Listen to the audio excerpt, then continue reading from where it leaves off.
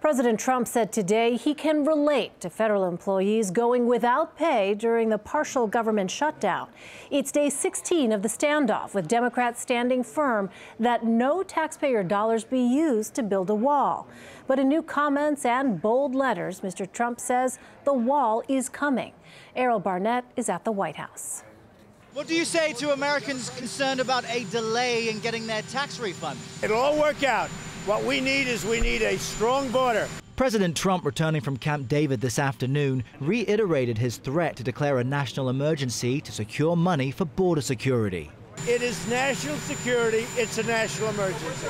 On Friday, the president explained such a move would allow him to circumvent congressional approval and instead use Pentagon funds to attain the $5.6 billion he wants for a southern wall, or what he now calls a steel barrier. That's a non-starter.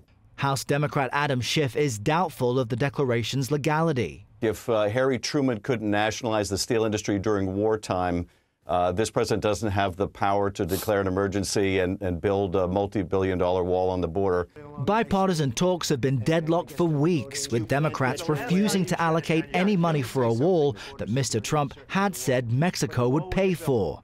Acting Chief of Staff and Budget Director Mick Mulvaney said the president's main goal is border security, aiming to change conditions along the Mexican border, even if it means moving away from a wall. He has to give up a concrete wall and replace it with a steel fence in order to do that, so that Democrats can say, see, he's not building a wall anymore. That should help us. With the partial government shutdown moving into a third week, Democratic Senator Dick Durbin said affected government employees like TSA agents will feel the financial pinch soon. As of next Friday, they'll miss a payday.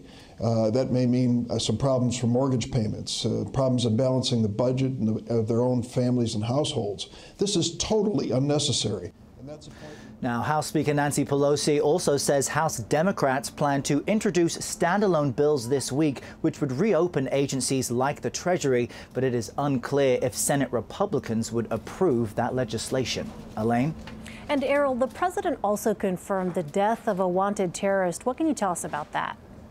That's right. President Trump confirming the death of Jamal al-Badawi. He is believed to be one of the masterminds behind the bombing of the USS Cole. Al-Badawi was killed in an apparent drone strike in Yemen January 1st. And you may remember that attack on the USS Cole killed 17 U.S. sailors back in the year 2000.